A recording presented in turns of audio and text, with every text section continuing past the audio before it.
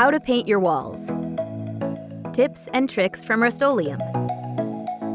Prepare your space to paint. Remove the furniture, artwork, and any decor from your space.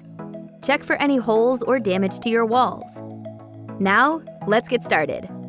Choose your supplies in advance. When you are choosing your supplies, choose a high-quality paintbrush and a 3/8-inch nap roller. Lightly sand the surface area before doing any repairs. Patch any holes with spackle.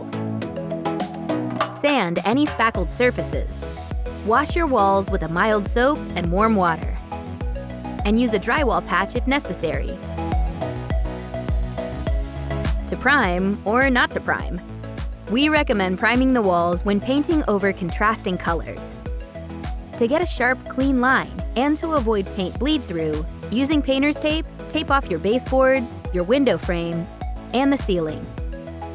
You will want to pay special attention to ensure straight lines, especially on the ceiling. Use one hand to hold the tape down and smooth with the other hand. Use a putty knife to seal the tape to avoid paint bleeding under the tape. Want to avoid the paint drips on your can? Try this trick. All you need is a rubber band. Open the can and set the lid to the side. Wrap the rubber band around the can. Dip your brush into the paint, then wipe the excess using the rubber band instead of the can. Before rolling the paint, use a brush to cut in around the ceiling, baseboards, and around any trim. Pour paint into the tray until it's halfway filled. Overfilling could cause paint overflow and make it more difficult to load your roller. Starting from the ribbed section of the paint tray, slowly roll your paint roller into the paint. You don't have to go all the way to the bottom of the tray, just enough to saturate your paint roller.